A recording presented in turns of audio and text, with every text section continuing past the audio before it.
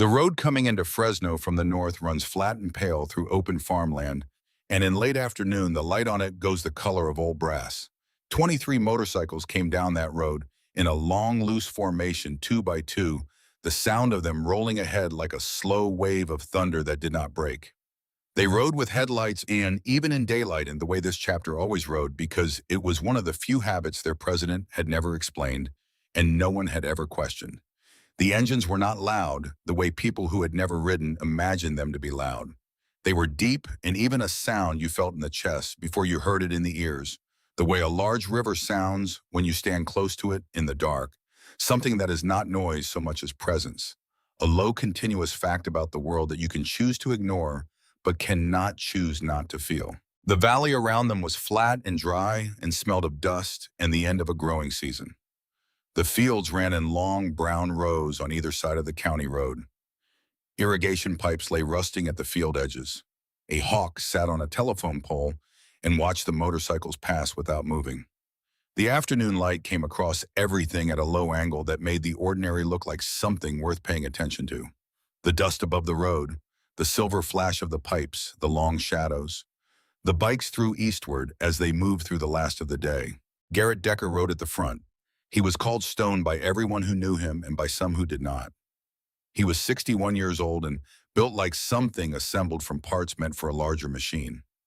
6'4", 240 pounds, a gray beard, cut close and square against the cheek, a neck that sat on his shoulders like a block of quarried granite.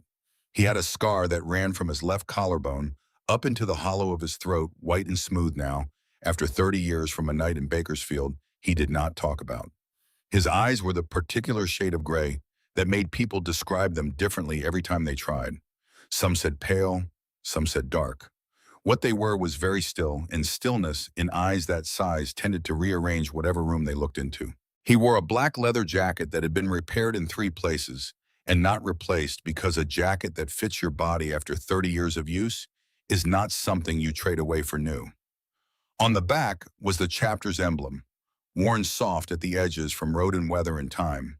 On the left breast was a second patch smaller, a set of wings above a cross, the kind of emblem that meant something specific to the men who recognized it and nothing particular to those who did not. His hands on the grips were large and flat and scarred in the small ways that accumulate on hands that have worked on engines for decades and occasionally on other things that required the same degree of deliberate force applied with precision. He did not look like a man who had spent that morning sitting in the pediatric cancer ward at a hospital in Fresno, reading picture books aloud to children who could not leave their beds, doing the voices for each character, with the patient seriousness of a man who understood that the voices mattered and that the children knew the difference between a voice done with care and one done simply to get through the task. He looked like the kind of man you cross the street to avoid. He had spent 30 years understanding exactly when that appearance was useful and when it was not, and managing the distance between the two with the deliberateness of a man who has thought carefully about what each version costs and what each version gives. The Iron Spur Diner sat at the junction of 2 county roads 12 miles east of downtown Fresno. It had a gravel lot with a rusted iron fence along the east side and a pepper tree at the far edge that was old enough to have roots lifting the ground in long ridges. A sign in the window said "Open," and a glass pie case just inside the door rotated slowly on a motor that needed servicing, the pies turning in a lazy circle like something that had forgotten what it was rotating toward.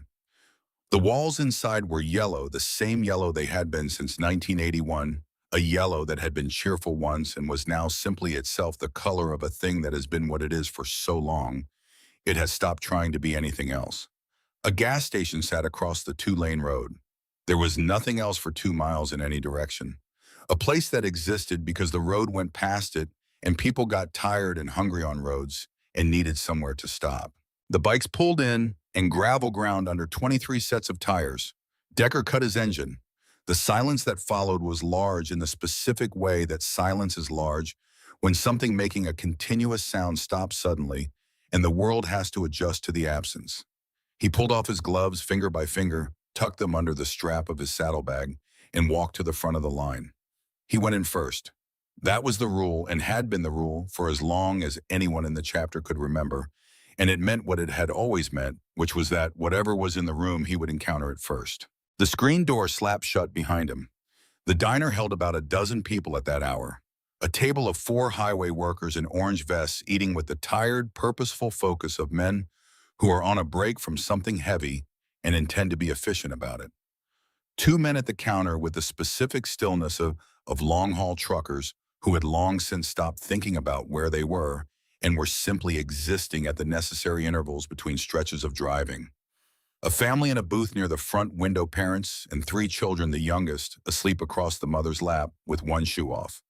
A waitress with her hair pinned back and a pen already out watching the door with the expression of someone calculating how to rearrange the seating. And at the far end of the counter near the coffee machine and the stacked napkin holders and a sun-faded poster for the county fair that had been hanging since 2019, a woman. She was small and thin in the way of very old women who have become thinner than they intended, as if the years had been taking small amounts away without asking. Her coat was gray wool worn through at the elbows to something that was more memory of fabric than fabric itself, and she wore it indoors with the collar turned up as if she had either forgotten she was inside or had decided that the effort of removing it was not worth the warmth she would lose. Her hands were in her lap, not folded the way hands fold when a person is comfortable. Just in her lap, entirely still, the way hands go still when they have run out of things to hold, and the person they belong to has stopped expecting them to find something. Her hair was white and pinned neatly at the back. Her back was very straight. Not the straightness of comfort, but the straightness of a woman who had been taught that posture was a form of dignity and who had held on to that lesson through everything that had come since, as if letting the spine curve would mean admitting something she was not prepared to admit. She had not ordered anything. The menu lay on the counter in front of her closed. Decker saw all of it in the time it took him to walk from the door to the long table in the back. He did not stop or slow or let any part of his attention appear to move toward her. He filed it in the same quiet internal register he had been keeping for 30 years, organized not by date or category, but by weight and direction, by what a thing meant and where it pointed. His crew filed in behind him and settled without noise. Boone, the road captain, took the seat to his left. He was 53, lean in the face with a quality of persistent attention behind his eyes, the look of a man who is always doing a quiet calculation about whatever's in front of him and who does not always share the result. Axel, the sergeant-at-arms, sat across. He was 48, broad through the shoulders, with a panther tattooed across his left forearm that had blurred slightly at the edges from 20 years of road and sun. The rest of the crew filled in along both sides of the long table. 23 men settling into the back third of the diner with the specific collective weight of a group that has been together long enough to move through a room like a single coordinated thing. The truckers at the counter did not look up. The highway workers glanced once and returned to their plates with practiced indifference. The family in the booth went very still in the instinctive way of people who have decided that the wisest response to an uncertain situation is to become very quiet and wait for it to define itself. The waitress came over. Her name tag said Carrie in black marker. She was in her mid-20s with the efficient movements of someone who had learned to read the temperature of a room quickly. Decker ordered for the table the way he always did when the chapter stopped together. Steaks, eggs, hash browns, toast, 2 full pots of coffee, water for the whole table pie to close. He said please at the beginning and thank you at the end, and watched Carrie write it all down twice because her pen slipped on the first pass, and she crossed a word out and wrote it again in the margin with her jaw set. When she turned back toward the counter, Decker watched her stop in front of the woman in the gray coat. He could not hear the words from across the room. He watched the woman shake her head. He watched Carrie lean forward a fraction, the way you lean when you are offering something small and gentle and are trying not to make it larger than it is. He watched the woman shake her head a second time and pull her hands slightly tighter in her lap. Carrie looked at the floor for a moment. She straightened up and walked to the kitchen window and said something to the cook and stood there not moving with an expression that was not about the order she had just placed. Decker picked up his water glass. He set it down. He watched the window along the front of the room. He was patient in the way that men become patient when they have spent enough years understanding that most things reveal themselves if you give them enough room and do not rush them. 2 minutes, 3, then he saw them. Outside the window, pressed against the glass from outside, lay 2 faces. A boy of maybe 7 with dark hair flattened by the wind and eyes that were working hard at looking at everything without giving anything away in the looking. And beside him, a girl of maybe 5 with a torn collar on her jacket and one small hand pressed flat to the glass as if she were testing whether it was warm or whether what was on the other side was real. The boy had one arm around the girl's shoulder, holding her close with the absent-minded completeness of a person who has been doing it for so long that it has stopped being a decision and has become simply the way he moves through the world, with his arm around her, with her close. Both of them watching the food on the tables inside the diner with a focused and specific attention. Not desperately just watching the way you watch something that matters very much and that you have no way of reaching. Decker set his fork down. Boone, without turning his head, said quietly, "Boss." Decker said, "I see it." He stood up. The room changed when Stone Decker stood up in it. Carrie took a half step back from the coffee machine and caught herself. The highway workers turned in their chairs. The trucker nearest the window set his cup down without checking where the saucer was. Axel's right hand moved off the table into his lap. The sleeping child in the family booth was drawn upright by his mother without his waking. These were not dramatic responses. They were the small, involuntary adjustments a room makes when something large and still has decided to move. Decker did not look at any of them. He walked the length of the room at an even pace past the counter, past the pie case with its slow rotation, past the fare poster, and stopped 2 feet behind the woman in the gray coat. He did not speak. He stood and waited. After a moment, she felt the change behind her and turned on the stool. When she turned, he was already down on one knee on the linoleum, his sides folded in half so that he was looking up at her rather than across or down. It was not something he had rehearsed. It was what the situation called for. And he understood that without having to think about it the way you understand certain things when you have paid enough attention over a long enough time. A woman this small in a coat this worn did not need the shadow of a man his size falling over her when she was already doing everything available to her to hold herself upright and together. She tried to smile when she saw him. It almost worked. He said, "Ma'am." He waited. She said, "I am not bothering anyone." He said, "I know that." He let a moment pass. "What is your name?" She looked at him for a long second with the careful look of a woman who has learned to look carefully at people who approach her, because approaching has not always meant something good. What she found apparently satisfied something in her because she said, Ruth Calloway." He said, "Mrs. Calloway, my name is Garrett." He left the rest off. "Are those your grandchildren out there at the window?" She turned and looked. Tommy had spotted Decker by now and was watching with the still and deliberate attention of a 7-year-old who has decided not to run and not to look away and not to do anything at all except remain exactly where he is with his arm around his sister and see what happens next. Lily was still watching the plates on the tables inside. Ruth said, "Yes, Tommy and Lily." Her voice caught slightly on the second name, the way a thread catches on a rough edge, and she caught it back before it could go further. "They have been so good, they have not complained once." Decker said, "When did they last eat?" She looked at the counter in front of her. She said, "Yesterday morning." He said, "And you?" She said, "I am fine." She said it in the voice of someone who has been saying it for long enough that she no longer notices it is not the true thing. He said, "What were you going to ask the waitress?" She shook her head. He waited. He had been patient for 30 years on harder questions than this one. After a long moment, she pressed her lips together and looked at the counter surface and said it very quietly in a voice meant for him and the empty stool beside her and no one else. She was going to ask if she and the children could eat whatever his group left on the plates when they were done. She was not going to be any bother. She knew how it sounded. The children had not eaten since yesterday morning. She had $14 and the gas light had been on since this morning, and she needed the money for the drive back. She kept her back straight the whole time she said it. She held her hands still in her lap. She said all of it with the specific dignity of a person who has decided that if she is going to ask for something she could never have imagined asking 3 years ago, she is at least going to ask it without flinching. Decker did not answer right away. Behind him, he heard Axel stand up. He heard the scrape of Boone's chair. He heard one by one the accumulated quiet sound of 21 more men rising to their feet in the back of the diner without a word from him and without a signal from anyone. Just the soft sounds of boots on linoleum and leather and chairs pushed back, and then stillness. The specific stillness of 23 men standing behind their president while he knelt on the floor in front of an old woman in a worn coat who had just told him her grandchildren had not eaten since yesterday morning. He had not turned around. He did not need to. He had built this chapter over 30 years, and these men knew what his silence meant, and they answered it the only way it had ever been meant to be answered. He looked at Ruth. He said, "No, ma'am, you will not be eating leftovers tonight." He stood up. He held out his hand. She looked at it for a moment. He said, "Come sit with me. Bring the children in." She had three things ready to say.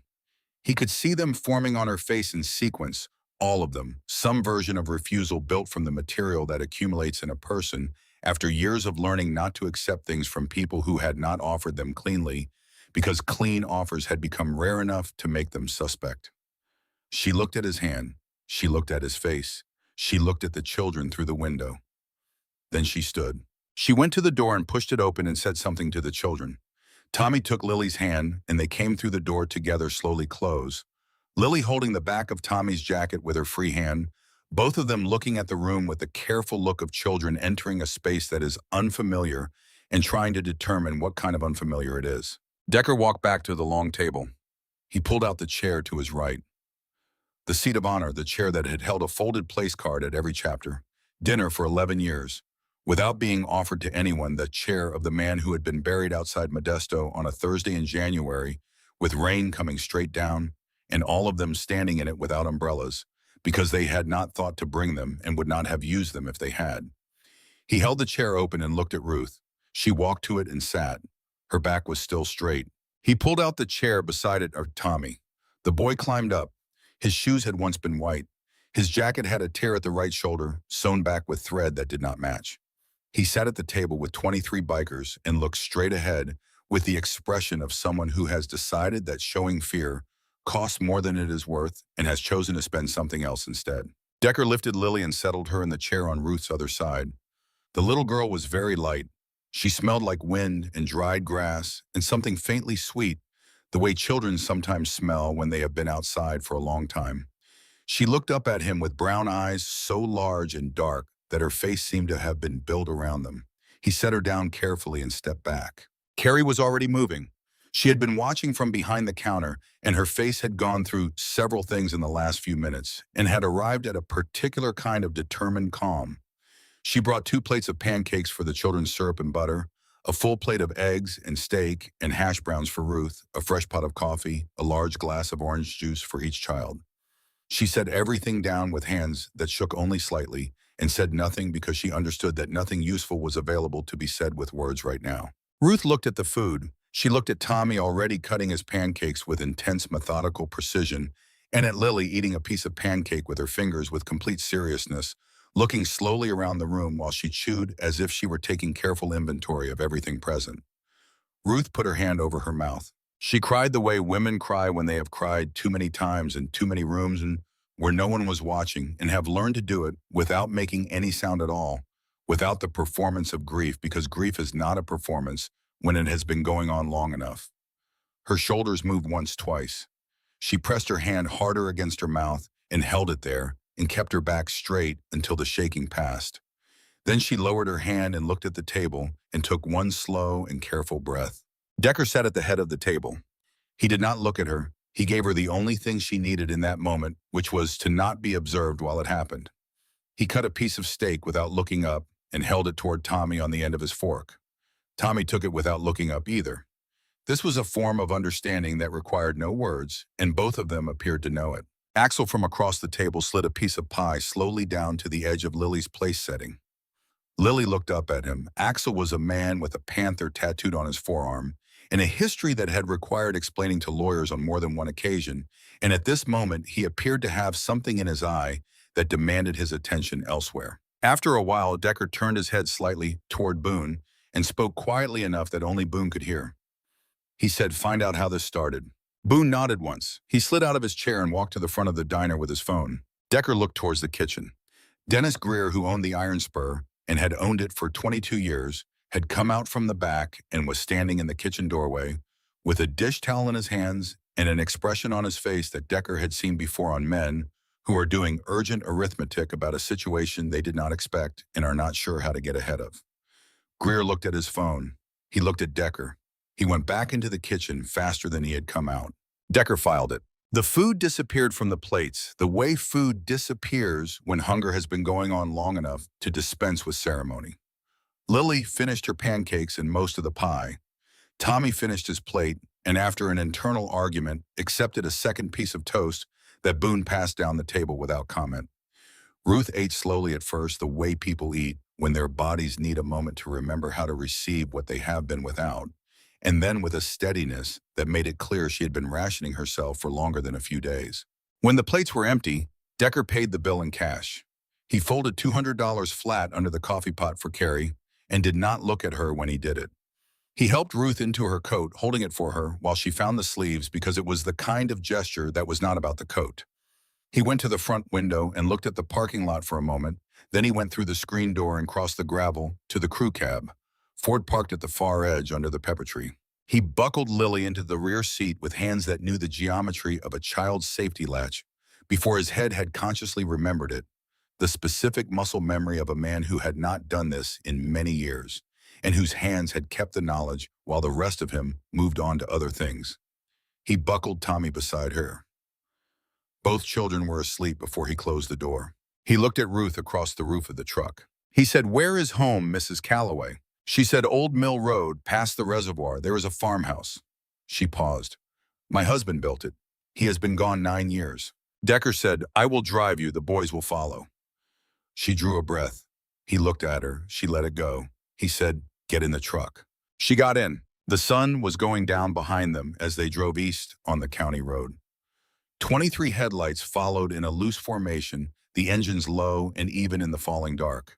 The valley out here was very flat, and the sky above it was very large, and the light going out of it went through a series of colors that did not have good names in English: copper and orange, and a deep purple that lasted only a few minutes before the dark took everything and the stars began to appear above the fields in ones and twos, and then in numbers beyond counting. Tommy's head dropped onto his sister's shoulder around the 8-mile mark. Lily's head dropped onto his. They went down together, the two of them, like a pair of parentheses that had been held open a long time and had finally been allowed to close. Ruth watched the road. After 10 miles, she began to talk. Not because he asked, because something had loosened in her, and the talking needed somewhere to go, somewhere safe and large enough to hold it. Her husband Earl had died 9 years ago. A cardiac event at the shop on a Tuesday morning in March with no warning at all, which the doctor had later said was the more merciful way for such a thing to happen, because he had not suffered, but which had not felt merciful to Ruth, because she had been at home making coffee when it happened and had not been there. They had been married 41 years. Callaway Auto had run for 22 years on Earl's name, and the specific gift he had for knowing what was wrong with an engine by listening to it idle, a gift, like musical pitch that was either present or not, and that he had possessed completely and without effort. When Earl was gone, the books went wrong within a month because Ruth had never touched the accounts. She went to the county office. A man there referred her to a man named Leonard Pruitt, who had an office near the courthouse, and who came to the house 3 times in 2 weeks and sat at the kitchen table with the patience of someone performing a service. They have performed many times before, bringing papers and explaining them in the voice of a man who has decided his audience cannot fully verify his explanations and who is being professionally kind about that gap. She had signed things. She had trusted the letterhead and the county lanyard and the laminated badge in the patience. By the time her sister drove up from Sacramento for Christmas and sat down with the account statements under the kitchen light and held them against each other, Pruitt had moved the balance of the business account, their joint savings, and the property equity line through 3 county lending instruments to somewhere that was not Ruth's name on the receiving end. The farmhouse carried a second mortgage that Ruth had not signed. Her sister held the 2 signature pages side by side and said, "That is not your name on this one." And Ruth had known she was right and had not known what to do with being right when being right did not change any of the numbers or any of the facts on the ground. Leonard Pruitt was now the senior loan officer at Harmon County Savings. He had moved up since the kitchen table visits. The foreclosure notice on the farmhouse had arrived 8 weeks ago, 30 days remaining from last Tuesday. The notice was on the kitchen table when she left this morning, held down by the sugar bowl against the draft from the gap in the kitchen window frame that she had not had the money to repair. She had not told Tommy and Lily. She had told them they were going for a drive to see a diner. Tommy had asked at breakfast why she was not eating. She had told him she was not hungry. He had looked at her with the eyes of a 7-year-old who understands he is being given something that is not the true thing and who has not yet decided whether it is his job to say so. For 11 days, she had been giving the children the food and eating what was left, which had not been much. She had $14. The gas gauge was optimistic by about 20% on a good day, and today was not reading a good day. Decker listened without speaking. He drove with one hand on the wheel. The muscle in his jaw moved exactly once when she said the name Leonard Pruitt. Not because it was a new name. He had heard it 6 years ago from a man named Danny Briggs, 29 years old at the time. The best cold engine diagnostic mechanic Decker had ever worked alongside a man with his mother's gentle way of talking and his father's steadiness at a workbench and an ability to hear a worn bearing through a block that was something close to a gift. Danny had come to him one evening and said his mother had lost her house in Tulare County 3 months after his father died. A man from a county lending office had offered to help with the paperwork. The man's name was Pruitt. Decker had begun making calls that week with the particular focused patience of a man who understands that these things take time and who has the time to spend on them. 9 days after that, Danny Briggs had been killed on Highway 99 by a drunk driver going the wrong direction at 2 in the morning. Decker had buried him in January dirt outside Visalia, with the whole chapter standing in the cold rain, and he had folded the flag from the coffin and placed it in Donna Briggs's hands, and had stood in her kitchen afterward with the name Pruitt, sitting in his chest like a stone he had not yet found anywhere to set down. He had kept making calls for 6 years after that. The calls came back with patterns and with nothing that could hold weight in a formal proceeding. He needed it documented in someone's own handwriting in a file that a state investigator could take to a judge without the defense picking the seams apart. He had not had that. He had had a pattern, and a pattern was not enough. Tonight, an old woman in a gray coat at a diner counter had said the name out loud. Boone was watching in the wing mirror. He had been watching his president's face in that mirror for 20 years, and he knew every shape of Decker's silences the way a navigator knows a coastline by heart. He saw the change, the small, precise alteration in the set of the jaw and the quality of the stillness. He picked up his throat mic and said 2 words to the column behind him. Be ready. They turned off Old Mill Road onto a dirt track that ran a 1/4 mile through dry grass before opening into a yard with a farmhouse at the center. White paint, or what had been white before the years, took the color and left something the shade of old paper. A porch running the full front of the house with a swing that hung at an angle because one chain was gone. 2 front steps that had settled unevenly. A barn out back with one door hanging half open on a hinge that had given up. The pepper tree in the yard with roots that had been lifting the ground for decades, making ridges that caught the sweep of Boone's flashlight when he crossed the yard. Decker carried Lily up the porch steps. She did not wake. Ruth unlocked the door with both hands on the keys. Inside, it was cold, in the way of a house where the thermostat has been turned low for weeks, and the cold has had time to get into the walls and the floors and every particular smell of the rooms. It smelled like old wood and lavender sachets from the linen closet and something that had cooked on the stove last week and had not quite aired out. He set Lily on the couch and found the folded blanket on the back of it and covered her. Axel set Tommy beside her. Both children moved once and went still. Ruth stood in the middle of her own living room and looked at it the way you look at a familiar room when something has shifted just enough that it looks briefly like it belongs to someone else, and you are the visitor in it. Decker put one hand on her shoulder, as lightly as he could make a hand that size, and walked her to the kitchen. He sat her at the table. The foreclosure notice was there under the sugar bowl. He read it once. He folded it into quarters and put it in the inside pocket of his jacket. He put the kettle on.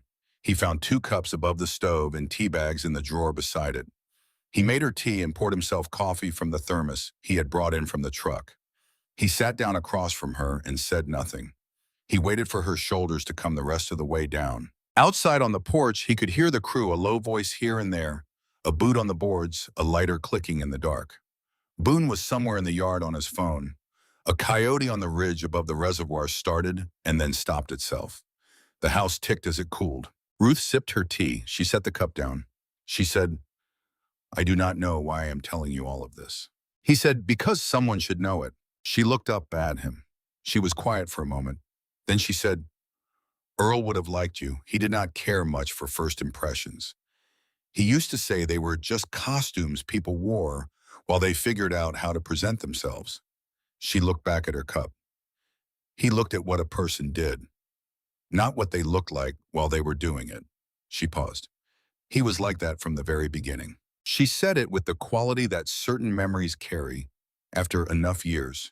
Not grief exactly and not happiness exactly, but something that contained both the way a healed scar contains both the wound and the closing of it at the same time. Decker said, tell me about him. She told him about the shop and the gift with engines.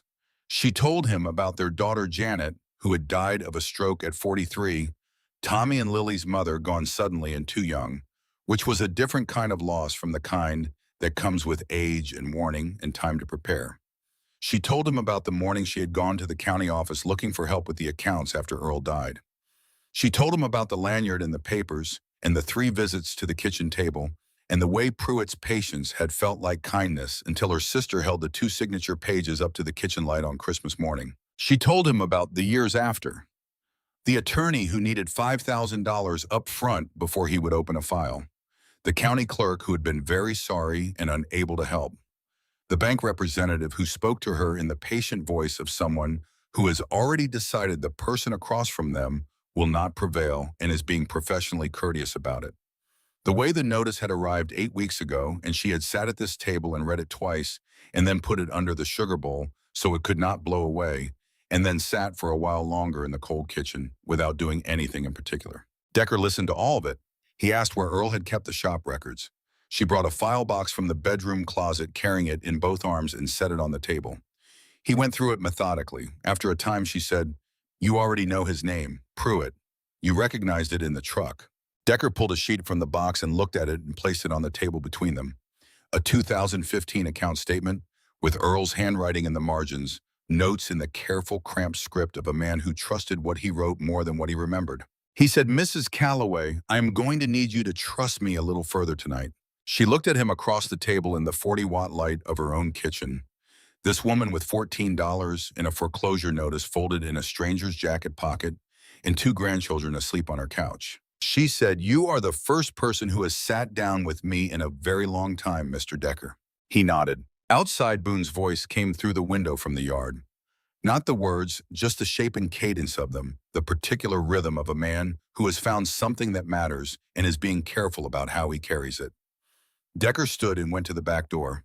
Boone crossed the yard toward him. Boone spoke quietly. Dennis Greer had made a phone call from the Iron Spur at 4:17 that afternoon, right when they were ordering. The call went to a number registered to Harmon County Savings. 3 minutes. A second call, back to Greer 40 minutes later from the same number. At 4:58, a call from Harmon County Savings to the Harmon County Sheriff's direct line. The duty log showed Sheriff Dale Harmon had taken it personally. Decker looked at the road beyond the gate, at the dark, flat land stretching toward the ridge, at the place where the coyote had gone quiet. He said, how long ago? Boone said, 2 hours. They have had 2 hours to put something together. Decker went back into the kitchen. He said, Mrs. Calloway, some people are going to come to this property before the night is over. I need you to stay inside and let me handle what happens outside. Can you do that? She straightened her back. She said, Mr. Decker, I have been handling what happens in this house alone for 9 years. He looked at her. He said, yes, ma'am, I expect you have. He went to the porch. He looked at his crew. He said, quiet, patient, let me speak first. He looked at Boone. Call Voss. Boone was already dialing. Down at the foot of the track, at the boundary of the property where the dirt met Old Mill Road, headlights appeared. 2 pairs. Then a third with the blue and red pulse of a light bar running without a siren, which was theater without urgency, which told Decker exactly what kind of visit this was and what they expected it to look like. 3 vehicles came up the track, a silver pickup clean, a county sedan, a sheriff's cruiser with its bar going in the dark. They parked in a line and their headlights cut across the porch in the front of the house. 3 doors opened on the pickup, 2 men in khaki trousers and work boots, who carried themselves like deputies who had been asked to dress civilian and had not entirely managed it. 1 door opened on the sedan, and that was Leonard Pruitt, in a sport coat carrying a soft-sided briefcase, looking like a man who had driven this road before and who had arrived expecting the evening to go the way 11 previous evenings had gone. And the cruiser door opened, and that was Sheriff Dale Harmon, 63 years old, gray suit, wide brim hat, a man who had been the largest presence in whatever room he entered for so long that he had stopped being able to distinguish between his authority and his size. Harmon came up the porch steps with his thumbs in his belt and his jaw set. He stopped at the top and looked at Decker and then at the 23 men behind him in the dark of the porch and the yard. He said, "This is county business, son. Step aside." Decker said, "Good evening, Sheriff." Harmon said, "I will not say it again." Decker said, "I heard you the first time. What business brings you to Mrs. Calloway's property at this hour?" Harmon said, "Bank matter. Private, not your concern." Decker said, "She invited me in. That makes it my concern." Pruitt had come around from the sedan and stopped at the base of the porch steps. He was 52 years old with a face that had been built for reassurance, round and soft at the jaw, with eyes that communicated openness until you spent enough time looking at them to understand that the openness was constructed and maintained rather than genuinely present. He had done this to 11 families. He had arrived at 11 properties on 11 evenings carrying this briefcase and this expression, and had not once been stopped. He looked up the steps and saw Decker. Something changed behind his eyes, not recognition yet. The beginning of it, the specific shift that a face makes when it encounters something that does not fit into the arrangement it prepared in advance. Decker said, "Mr. Pruitt?" Pruitt's mouth opened. Nothing came out. Decker said, "You do not know me. That is all right. I know you." He looked at the briefcase. "Set that down." Pruitt set it on the gravel with the hands of a man who needed them to stop doing what they were doing. Harmon said, "Whatever you think you know about this situation." Decker said, "Sheriff," the same tone he always used. No volume, no edge, simply flat and clear. "I am going to speak for a few minutes. I would like you to listen because what I say will determine what the next 2 hours look like for everyone standing on this property." He waited 3 seconds. Harmon's jaw worked. He was quiet. Decker said, "December 1987, Kern Medical Center in Bakersfield. A man was brought into the emergency room at 11:40 at night. He had been in a fight outside a bar on Beale Street. He was bleeding from the temple and from his right side, and he was not conscious. The man who brought him in had been driving past and had seen him on the curb and had stopped and carried him through the parking lot on his back and set him on the intake desk and told the desk he was a neighbor and paid the processing fee and walked out before the man came around." He looked at Pruitt. "You were the man who was carried in." Pruitt's face had gone the color the porch light made gray. Decker said, "The man who carried you was Earl Calloway. He did not know you. He never asked your name. He drove home and mentioned it 2 days later on a phone call to a man he was settling an account with because it had been a long week, and he said so and said why. And the man on the other end of that call was this chapter's road captain at the time who mentioned it to me, and I filed it." He let a beat pass. "I file everything." He said Earl Calloway died 9 years ago. He left a farmhouse he built with his own hands in 1974, a wife of 41 years, a shop that ran honestly in this county for 2 decades, and 2 grandchildren, whose mother is also gone. The first thing you did after the dirt was on Earl Calloway's grave was bring a county lanyard to his widow's kitchen table and take everything he had built away from her in 90 days. He held Pruitt's gaze without moving. "He saved your life. You stole his wife's house." I needed to say that out loud in front of witnesses. The porch was very quiet. The dry grass moved in a brief wind and went still again. Harmon said, "You have no legal standing here." Decker said, "I know about the 11 other properties, Sheriff." Harmon stopped. Decker said, "Between 2017 and 2023, every one of them a widow or widower over 70. Everyone processed through Mr. Pruitt's lending office at Harmon County Savings. Everyone served in person at night on a weekend in violation of California Civil Code Section 2924. Everyone ending in a quit claim signed under duress and never reviewed by independent counsel. Everyone with your department's duty log showing deputy presence at time of service. Sunday nights mostly." He put his hands in his jacket pockets. "I appreciate a pattern." Harmon's right hand drifted toward his hip. Axel shifted 1/4 inch. Harmon's hand stopped and came back to his belt buckle. Decker said, "There is a special investigator from the California Department of Justice. Her name is Sandra Voss. She has been working this matter for 7 months. She entered through a complaint from a woman named Donna Briggs in Tulare County, whose son rode with me for 4 years before a drunk driver killed him on Highway 99 in 2018 while he was trying to help her get her house back. He paused a moment.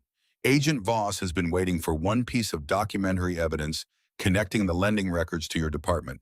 She got it tonight, 19 minutes ago, when you called Pruitt from your personal cell phone from the Iron Spur Diner and told him that Mrs. Calloway had company and that the property needed to be cleared before morning.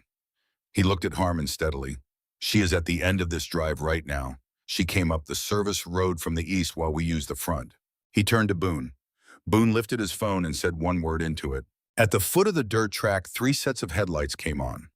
They moved up the gravel slowly without theater, the way people move when they have what they need and are in no hurry to perform it. The lead vehicle stopped 20 feet from the porch. A woman got out.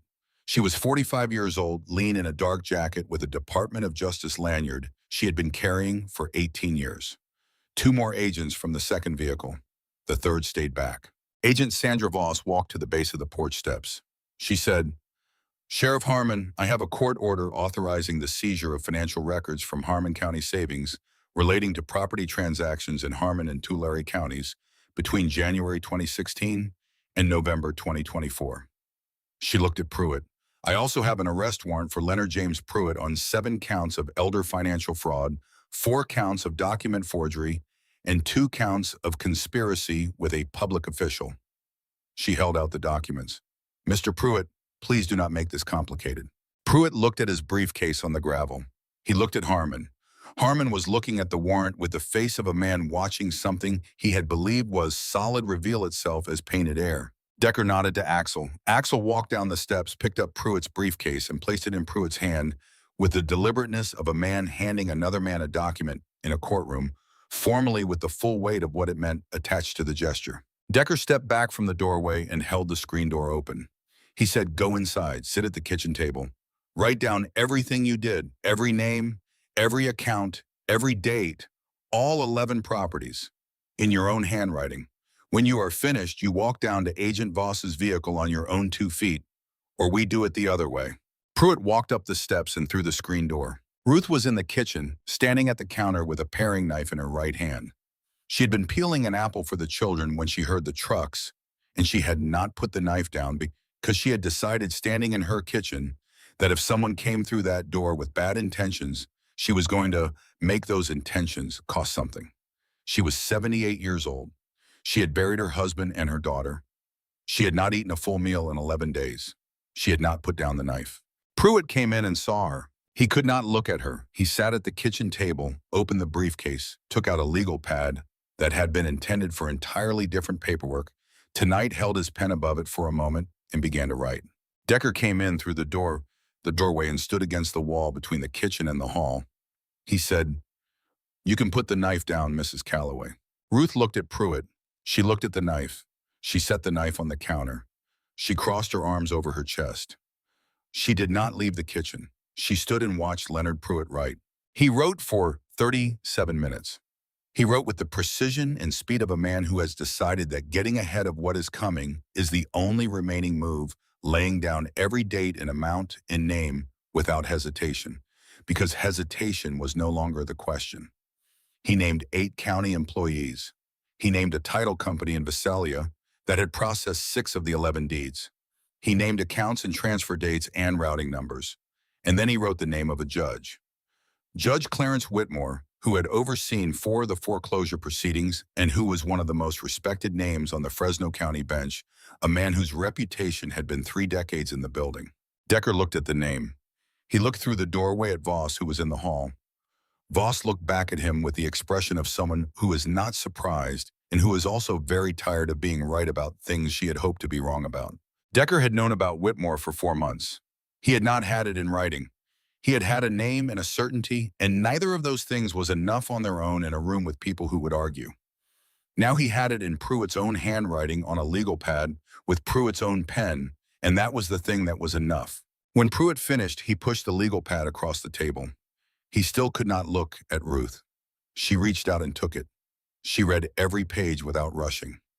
When she was done, she set it on the table in front of her and looked at the top of Leonard Pruitt's head and said nothing at all to him, which was in its way the most complete response that was available to her. Voss came into the kitchen.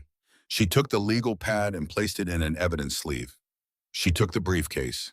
She set the original deed to the farmhouse on the kitchen table, the deed Earl Calloway had signed in 1974, when the house was finished, pulled from the briefcase where Pruitt had been carrying it tonight for a different purpose entirely.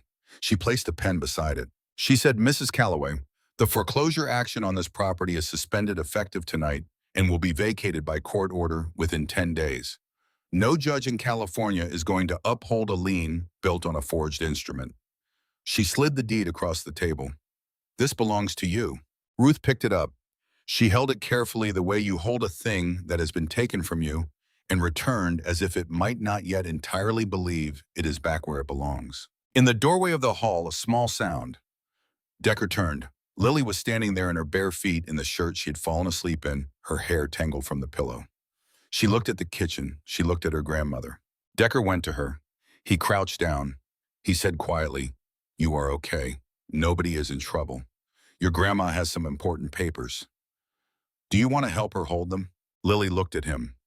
She walked across the linoleum in her bare feet and climbed into Ruth's lap and took the deed out of Ruth's hands with the quiet authority of a 5-year-old who has determined that this task is now hers, and held it in both hands and looked at the room with an expression of complete seriousness. The kitchen went very quiet. Voss nodded to the agent at the door. Pruitt stood and walked out of the kitchen and down the hall and through the screen door and across the porch and down the steps and across the yard to the waiting vehicles, without hurrying and without looking back, the walk of a man who has run out of other directions. Outside, Harmon was being walked to the second vehicle by 2 state agents. His hat was gone, and he looked smaller without it. The deputy from the pickup, the young one in the khaki trousers, was sitting on the hood of the cruiser with his face in his hands. He was 24 years old, and he was crying the genuine tears of a young man who had been doing what he was told by someone who outranked him and who had understood for the last 15 minutes that he was going to have to account for every minute of it. Decker walked over to him. He stood until the deputy looked up. He said, "How old are you?" The deputy said 24. Decker said, "You tell the truth tonight. All of it. You will have a future." He waited for it to land. "You hear me." The deputy wiped his face with the back of his hand. He nodded. Decker put one hand on the deputy's shoulder for 1 second and took it away. He walked back to the house. Boone fell in beside him. He said, "Whitmore." Decker said, "I know." Boone said, "That is federal territory." Decker said, "I know." Boone said, "You had his name 4 months ago." Decker said, "I had a name 4 months ago. I needed it in his own handwriting." He looked at the farmhouse with its porch light and the warm glow of the kitchen window. "Now I have it in his own handwriting." They went up the steps. The insects had come back in the dark. The coyote on the ridge was still quiet. Through the kitchen window, the lamp made its warm pool of light across the table. Inside, Tommy had appeared in the hallway. He had woken when he heard the trucks and had stood very still in the hall listening and made his own assessment, and for part of the time that Pruitt had been writing at the kitchen table, Tommy had been standing in the kitchen doorway with his feet planted and his arms at his sides. He was 7 years old, and he had stood between his sister's sleeping place and whatever was happening in the kitchen without being asked to, which was the same thing he had done outside the diner window earlier in the evening, and which was Decker understood simply the fact of who this boy was and who he was going to be. Now Tommy came into the kitchen and stood beside his grandmother's chair and put his small hand on her arm. Ruth put her hand over his. Decker sat down across from them. He looked at his hands on the table for a moment. He said, "There is one more thing I need to tell you." Ruth looked at him. He said, "I knew Earl's name before tonight, not from meeting him, from a phone call he made in 1987. The man he mentioned to the person on the other end of that call." He stopped. He started again. "I was 23 years old in a parking lot in Bakersfield, and I could not get myself up off the ground. A man stopped. He did not ask my name. He did not ask me to explain anything. He put me in his truck and drove me to Kern Medical and told the desk I was his neighbor and left before I came around. By the time I found out who he was, it was 4 years later, and there was no clean way to go back and say what I needed to say." He looked at the table. "I have been carrying that since 1991. Ruth was very still. She said, "Earl never told me about that." Decker said he would not have. She looked at the deed in Lily's hands. She said quietly, "He used to say that the best debts are the ones you cannot pay back directly. He said they force you to find somewhere else to put what you owe, and that finding somewhere else is what makes you better in other directions." She looked up. He talked sometimes about a young man he had helped once, a parking lot in Bakersfield. He said the young man had left before Earl could get back to him, and that he had thought about him sometimes over the years. He said the young man had the saddest eyes he had ever seen on someone that young. She was quiet for a moment. He hoped the young man had found his way to somewhere better. The kitchen was very quiet for a long time. Ruth put her face into Lily's hair. She held her granddaughter. Her shoulders moved. After a long time they were still. Tommy kept his hand on his grandmother's arm. He looked at Decker. He said, "Is it over?" Decker looked at the boy. He said, "The bad part." Tommy said, "What is the other part?" Decker said, "The part where things get better. That part takes a little longer, but it has already started." Tommy ran this through whatever he ran things through. He nodded once the nod of a boy who has checked the arithmetic and found it satisfactory and sat down in the chair beside his grandmother. In the morning, Decker was still in the yard. He had slept in the crew cab forward and woken at 6:15 to birds in the pepper tree and the sky going pale at the eastern edge above the reservoir ridge. He got out of the truck and walked to the porch where two men on the current watch shift had coffee waiting. Boone handed him a cup without being asked. They stood and watched the light come up over the ridge. Boone told him that Voss had called at 5. Harmon's attorney had called the district attorney before midnight, and a meeting had happened at 2 in the morning.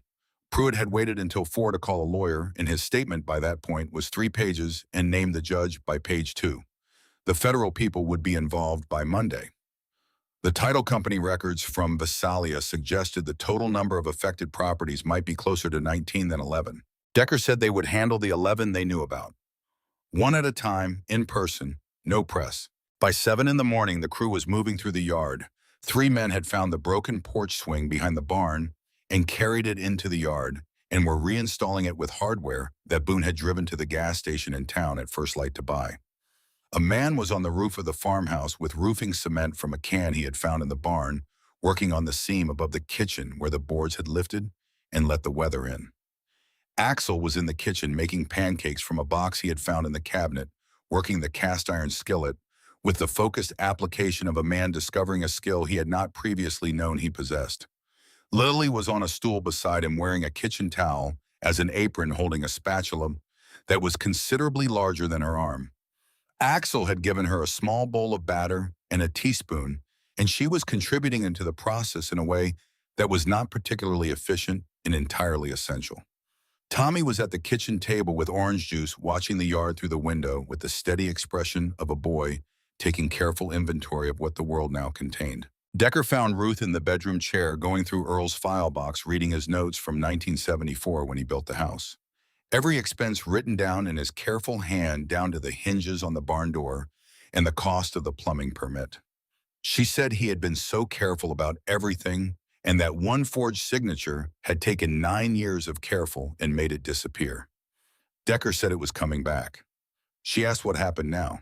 He told her about Jill Weaver, a former federal prosecutor who handled elder financial abuse civil recovery and who took his fee from the settlement and not before. He said he would like to make the call this morning with her permission. She said the phrase "with her permission" quietly, the way you say a phrase that has not been addressed to you in a long time, and then she said yes.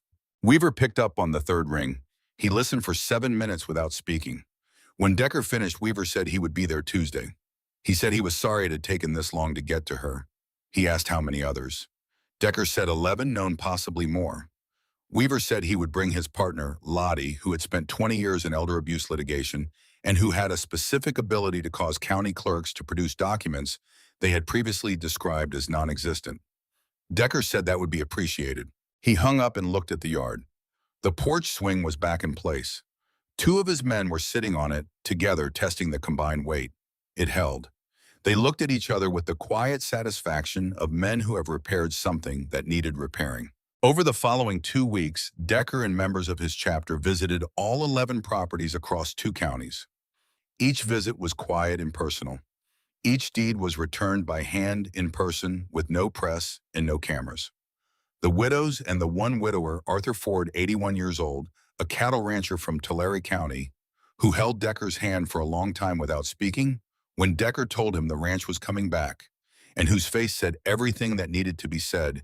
Each received the same information and the same referral to Weaver, and the same assurance that they would not go through the proceedings alone. There was a woman named Lena Greer in Orange Cove who had been living in her neighbor's cousin's spare room for 4 months. She opened the door when Decker knocked and said she had been told there was nothing that could be done. Decker said there was now. She sat down on the neighbor's couch and breathed without speaking for a while, and then said she had been worrying about the orange tree her husband had planted the year they were married. They drove past her house on the way out. Blah, blah, blah. The tree was carrying fruit. There was a woman in Reedley named Dolores Strang who had been selling her furniture piece by piece to pay rent on an apartment she could barely afford, selling the chairs and the side tables and the lamp her husband had bought her on their anniversary 20 years ago. When Decker told her she was going home, she sat for a long time without speaking and then said, "I have been selling his chairs." She said it very quietly. Decker said she could go home and buy them back. She said, "You mean that?" He said, "Yes, ma'am, I mean it."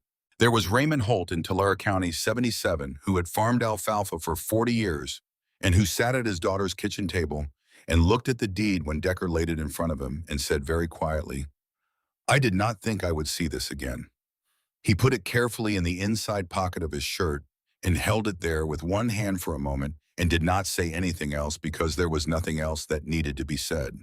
Axel drove Arthur Ford to both of his preliminary hearings because Ford's truck had a dead alternator that Axel replaced without being asked and without discussing the cost of the part or the time it took. In October, Harmon County Savings was placed under judicial receivership. Sheriff Harmon resigned on a Friday and was indicted the following Monday on 3 counts of official misconduct and 1 count of conspiracy. The young deputy cooperated fully with investigators and received a conditional agreement, which was what Decker had told him he would have if he told the truth, and he had. Judge Clarence Whitmore was removed from the bench by the California Commission on Judicial Performance in a proceeding that moved faster than any Voss had seen in 18 years, which she said had something to do with the specificity and completeness of the written evidence. A federal grand jury convened the following week. Leonard Pruitt entered a guilty plea in November and was remanded with sentencing guidelines running 8 to 12 years. Decker attended none of the proceedings. He followed developments through Boone and through Weaver, and through a single text from Voss that read, "Whitmore referred to federal." "You were right to wait," he replied with 2 words, "Thank you." The chapter bought Callaway Auto from the bank's receivership estate in early October. Weaver had known the purchase window was coming and had moved efficiently. They paid $8,000, which was less than the value of the tools still bolted to the walls. They cleaned the shop, replaced the blown air compressor, put new bulbs in all the overhead fixtures, and repainted the name on the front window. In blue on white, the original color, in the original font. Because Decker had kept a photograph of the original sign from the file box and brought it to the sign painter and said to match it exactly. The sign painter had looked at the photograph for a long time and then said, "That is good work," meaning the original. Decker said yes, it was. On the first Monday of November, they opened the doors. 2 men ran it. Wade Briggs, who was Danny Briggs's younger cousin, and who had his cousin's hands and his cousin's ease with engines, and who had come to the chapter 6 months earlier, still working out where he was going. And Ed Slater, 33, 2 tours as an Army mechanic, and 4 years since then of not quite finding a context where his skills felt worth their full application. Both of them arrived at 6:30 on the first morning before the sign was fully dry each, without having spoken to the other about it, both simply showing up because it was the right place to be and they knew it. Ruth brought cookies at 9 that first morning. Lily had managed the chocolate chip ratio according to her standard theory, which held that the correct number was the maximum that would still allow the cookie to maintain structural coherence as a unified object. The cookies were excellent. Everyone said so without being asked. Tommy began appearing at the shop on Tuesday afternoons. He did not ask permission. He came with his backpack and sat on the stool by the parts shelf and watched Slater work. Slater did not send him home. He handed him a wrench and pointed to a lug nut. By the 3rd Tuesday, Tommy could distinguish metric from standard by the feel of the fit without looking at the markings. By the 5th Tuesday, Slater had stopped giving him simple isolated tasks and had begun explaining what he was doing, as he did it, narrating the diagnosis and the reasoning, which was the beginning of something that both of them appeared to understand without needing to name it. The chapter held a dinner at the clubhouse at the end of October. Someone's wife made a large pot of chili. Someone brought cornbread from a bakery in town. Someone else brought a cobbler that arrived still warm and disappeared quickly. The road captain's 8-year-old daughter came and immediately identified Lily as a person of consequence, and the two of them disappeared to a back room where drawing paper and art supplies had been set out. Tommy sat next to Slater and ate 2 bowls of chili without saying much and appeared entirely at ease, which was the most complete kind of belonging there is. Ruth sat at Decker's right hand. Boone had put a folded place card with her name on it before anyone arrived. Decker stood at the head of the table. He raised a glass of water. He did not make a speech. He said one name. He said Earl Calloway. Every person at the table raised their glass. Ruth pressed her lips together and raised hers. The room said the name back to her. Earl Calloway. The food was hot. Nobody was in a hurry. The table was patient with itself and with everyone at it. Lily had always drawn. Even as a very small child, she had drawn on anything available. She had not had proper materials for a long time, and when Decker brought a wooden box of 64 artist-grade colored pencils, she opened it and looked at the arrangement of colors for a full minute before she picked up anything the way a serious person examines a tool carefully before deciding how to use it. Then she drew for 6 hours. She covered 11 sheets of paper. She drew the farmhouse from the yard, the pepper tree with its large roots, the porch swing with both chains. She drew Tommy at the kitchen table with his orange juice. She drew the motorcycles lined along the fence. She drew Axel at the stove with a spatula, Boone with his phone against his ear, Ruth with her tea in both hands. She drew the barn with the door straight on its hinge. And she drew one figure that was taller than the rest, standing on a porch in a dark jacket holding a cup in both hands, in a posture of complete stillness. She gave it to Decker on his 62nd birthday in November. She carried it rolled into a tube tied with red yarn from Ruth's sewing basket. She held it out with both hands. He took it and unrolled it and looked at it for a long time. The figure was very tall. The cup was very round. The jacket had been drawn with considerable attention to its details, each button placed with care. At the bottom, in the large, careful, deliberate letters of a child who is learning that marks on paper can be permanent and who takes the permanence seriously, she had written his name, Garrett. He framed it that same afternoon. It went above the bar in the clubhouse next to a photograph of the chapter from 1987 and a road map of California with certain towns marked in blue pen. Everyone who saw it said the same thing. They said it looked exactly like him. On a Saturday in late November, Ruth stopped by the clubhouse on her way to the grocery store. She brought a plate of cookies and sat at the bar and had coffee with Decker for the better part of an hour.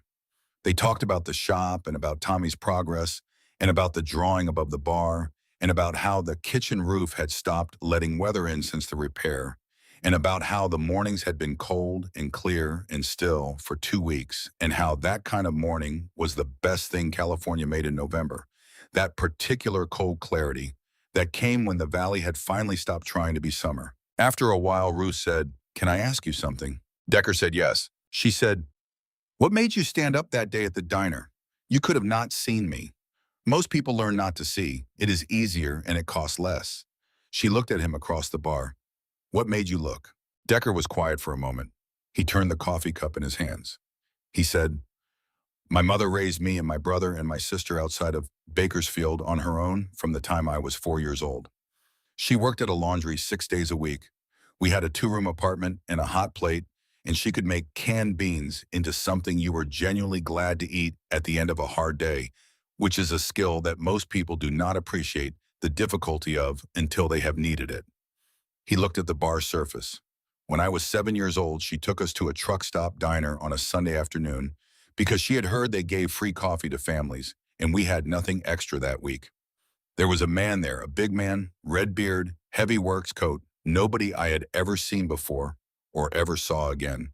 And he sat across from us and ordered food for all 4 of us and ate with us and talked to my brother about trucks and talked to my sister about whatever she wanted to talk about. And when the bill came, he paid it, and he said something quietly to my mother, and he left a $20 bill on the table and walked out." He looked at the bar. My mother held the 20 in her hand for a moment and then put it in her coat pocket and said, "Come on," and we went home. She never told us what he said to her. I have wondered about that for 50 years.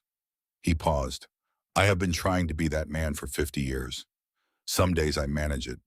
Some days I am a long way from it. He looked at Ruth. That day at the diner I managed. Ruth was quiet. She traced the rim of her coffee cup slowly with one finger. She said, Earl used to say that the best debts are the ones you cannot pay back directly. He said they force you to find somewhere else to put what you owe, and that finding somewhere else is what makes you better in other directions. She looked up. He talked sometimes about a young man he had helped once, a parking lot in Bakersfield. He said the young man had left before Earl could get back to him, and that he had thought about him sometimes over the years. He mentioned it the way you mention something you have not forgotten, even after many years. She was quiet for a moment. He said the young man had the saddest eyes he had ever seen on someone that young. He said he had wondered about him for a long time. He hoped the young man had found his way to somewhere better. The bar was very quiet. The afternoon light came through the window at the low flat angle of late November in the Central Valley, nearly parallel with the ground, the kind of light that has given up trying to be warm and is simply being honest about the time of year and what the time of year asks of people. Decker said, "What else did he say?" Ruth said, "He said he thought the young man probably had found his way." She said it simply. Earl tended to believe that about people, that they found their way eventually if they kept moving. Decker looked at the drawing above the bar, the tall figure in the dark jacket holding the cup in both hands, the name Garrett at the bottom in large careful letters, the careful buttons on the jacket, the stillness in the posture of the figure, the specific stillness that a 5-year-old had seen and rendered in colored pencil, because it was the true thing about him and she had understood that without being told. He said he was right. Ruth smiled then, a full and unguarded smile, the first one he had seen from her, that was not carrying anything else in Boytoya, not grief and not reservation and not the habit of caution that 9 years of being alone and being preyed upon will build in a person. Just the smile itself taking up her whole face. She finished her coffee, she put on her coat. She said, "Sunday dinner, 6 o'clock. Tommy has been campaigning for pot roast since the beginning of September with extraordinary persistence, and I have deferred the matter long enough. The campaign has been very organized." Decker said, "Yes, ma'am." She said, "The drawing is a good likeness. She got the jacket exactly right." She looked at it one more time. Earl always said you could tell what mattered to a person by what they noticed and what they paid careful attention to when they drew. She looked at Decker. She noticed the jacket. I think she noticed the person wearing it. She walked out. On Sunday evening, Decker drove out on Old Mill Road as the last light was going out of the California sky, the same brass-colored, late dusk as the first time he had made this drive, the same smell of dry grass and dust in the cool air that came off the reservoir as the dark settled in from the east. He parked under the pepper tree. The porch light was on. Through the front window, he could see the kitchen lit warm and yellow, Ruth at the stove, Tommy at the table. Lily appearing and disappearing at the counter with the concentrated energy of a child who has given herself an important assignment and is executing it with the full force of her attention. He sat in the truck for a moment and looked at the farmhouse, the white paint catching what was left of the light, the porch swing moving in the small cold breeze from the north. Both chains intact, the new link on the left side slightly brighter than the rest because it had not yet had enough time to weather to the same color as the iron that had been there for decades. The barn door straight on its hinge, the yard swept clean, the pepper tree with its old roots lifting the ground in ridges he now knew by feel in the dark, from having crossed that yard in the dark on multiple occasions. He got out of the truck. He went up the porch steps. He put his hand on the left chain of the swing and held it still for a moment, feeling the new link under his palm, the slight difference in texture between the iron that had been there 30 years and the iron that had been there 1 month. He held it still and then let it go. The screen door opened and Tommy came out. He looked at Decker with the evaluating gaze of a boy who has been building a careful record of the world and is adding this moment to it. He said, "She burned the rolls." Decker said, "How bad?" Tommy weighed this question with the seriousness it deserved. He said, "She says they are supposed to be that color." Decker said, "Are they?" Tommy said, "I have serious concerns about that position." Decker said, "We will eat them anyway." Tommy said she also made pie. Decker said, "Then we are absolutely fine." Tommy went back inside. Decker followed him through the screen door into the warm kitchen light where Ruth was at the stove with the expression of a woman who has decided the roles are exactly as they should be and who is prepared to defend that position against any challenge. And Lily was at the table with the wooden pencil box open and a sheet of paper in front of her and a colored pencil moving with purpose. Lily looked up when Decker came through the door. She pointed at the chair to Ruth's right with her pencil. She said, "That one is yours." Decker pulled it out and sat down. The kitchen smelled like pot roast and bread warm and full. The smell of a house that has food on the stove and heat in the walls and people in the rooms. Ruth brought the pot from the stove to the table and set it down. She set the rolls in their basket beside it. She sat. Tommy poured water into 4 glasses with careful, deliberate attention, making sure the levels were even. Lily put her pencils away without being reminded and folded her drawing and set it aside. Ruth looked around the table. She did not say anything. She picked up her fork. The 4 of them ate supper in the kitchen of the farmhouse on Old Mill Road, while the dark settled in around the house, and the cold came down off the reservoir ridge, and the kitchen lamp made its warm and ordinary circle over the table, and the food and the 4 people sitting around it. The pot roast was everything it was supposed to be. The rolls were warm and edible, and nobody said a single word about their color.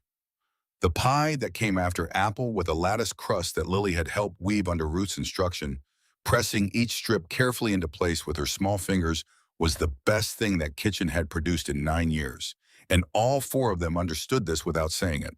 Tommy ate 2 full slices of pie without pretending to deliberate about the second. Lily ate hers with a fork and a spoon simultaneously, which was her established method, and nobody questioned it because it produced results. After dinner, Ruth made coffee and they sat at the cleared table while the night went fully dark outside. The kitchen was warm. Tommy fell asleep in his chair at some point with his head on his arm. Axel, who had come by to drop something off and had been invited in and had stayed for pie, carried Tommy to the couch without waking him and came back and accepted a cup of coffee. Lily sat across from Decker and drew for a while with the quiet, absorbed focus of someone doing work that has its own logic and its own demands. She set her pencil down and looked at him. She said, "Are you going to come back?" Decker said yes. She looked at him for a moment with the large brown eyes that weighed things before accepting them. Then she picked up her pencil and went back to drawing. This appeared to be a satisfactory answer, and she was done with the question. Ruth looked at Decker across the table. She did not say anything. She lifted her coffee cup. He lifted his. They drank. The night was quiet around the farmhouse on Old Mill Road. Through the kitchen window, the pepper tree was visible against the dark sky, enormous and still, and rooted its branches moving very slightly at the tips in a wind that was too small to feel from inside. The porch swing moved outside in the small, cold air. After a while, Decker set his cup down and stood up. He said goodnight to Ruth. He said goodnight to Axel. He looked at Lily, who looked up from her drawing and held it out to him across the table. This new one just finished. He took it and held it toward the kitchen light.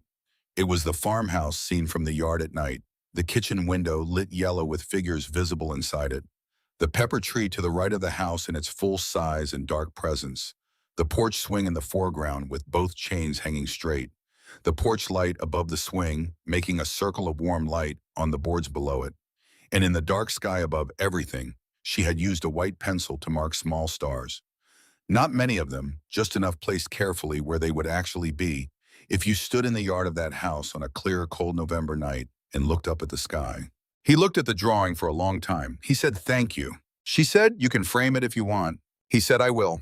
He folded it carefully and put it in the inside pocket of his jacket, the same pocket that had held the foreclosure notice on the night he first drove this road, the notice now vacated and gone, and replaced by this small drawing with its careful stars. He went down the hall and through the screen door and stood on the porch for a moment in the cold, clean air.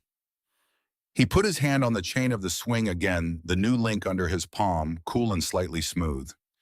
He held it still for one moment and then let it go and walked down the steps and across the yard to the truck under the pepper tree. He opened the door. He looked back at the house. Ruth was in the doorway with the kitchen light behind her and one hand on the doorframe.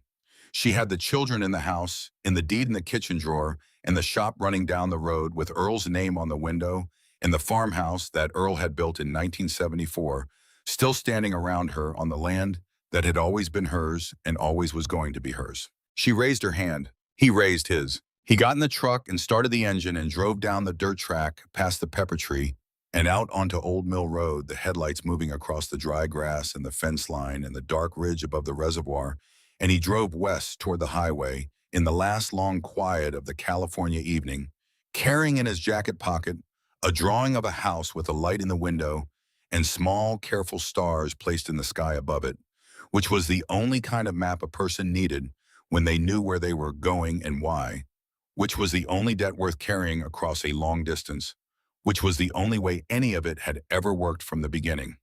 One person stopping in the dark for another without asking to be thanked for it, and driving home with something lighter in the chest than what they had carried out that morning. And behind him on the porch of the farmhouse on Old Mill Road, an old woman stood in the light with her hands still raised, watching the red of the taillights until the road curved where the tree line began and the taillights disappeared, and the road was dark and quiet and entirely belonging to the night. And she stood a while longer in the cold and the quiet, and the porch light above her, and the sound of the swing behind her moving on both its chains in the small wind that came down off the reservoir ridge. At this hour, the new link and the old iron together, steady and even and holding. The thing about carrying a debt for 30 years is that it changes shape on you as you carry it. In the beginning, it is sharp and specific, the kind of thing with edges you can feel in the dark, a name you do not know yet, a face you did not see clearly because you were not conscious when the moment happened, and by the time you came around, there was only a hospital ceiling and a fluorescent light and a nurse doing something at the far end of the room, and a processing slip on the bedside table that said the fee had been paid by a man who had given the desk a name that turned out not to be his because he had not wanted to be found. That was the shape of it in the beginning, a name you needed to find and a face you needed to put to it. Then it changed.